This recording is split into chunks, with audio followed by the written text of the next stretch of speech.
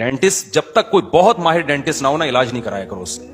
मेरी अकल दाढ़ जो थी ना वो थोड़ी सी टेढ़ी निकली, तो मैंने एक डेंटिस्ट को दिखाया, उसने प्लास से निकाल दी। वो डॉक्टर के पास तो यही हल होता है कि निकाल दो, ये गुर्बत का बेहतरीन इलाज क्या है, गरीबों को मार दो। तो दांत में दर्द हो रहा है, वो इतनी अकल दाढ़ कभी नहीं निकलवाओ, बहुत मजबूत होती है और वो आखिर तक चलती है। फिर एक चाइना का डॉक्टर है सदर में, बहुत माहिर डॉक्टर है, उसको मैंने दिखाया, उसने कहा यार क्या हमाकत की है दाढ़ निकलवा के, इतनी, उसने एक्सरे देखा ना, उसने कहा इतनी खानदानी दाढ़ इतनी मजबूत अंदर तक घुसी हुई थी, ये तो निकालनी नहीं चाहिए थी।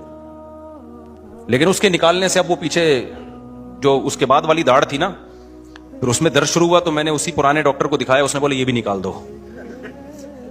मैंने कहा एक एक करके सारे, मैं क्या हंसूंगा कैसे? चलो चबाने का मसला तो हल हो जाएगा, ग्राइंड करके खा लूंगा चीजें, हावन दस्ते में कूट के खा लूंगा, मुस्कुराऊंगा कैसे मैं?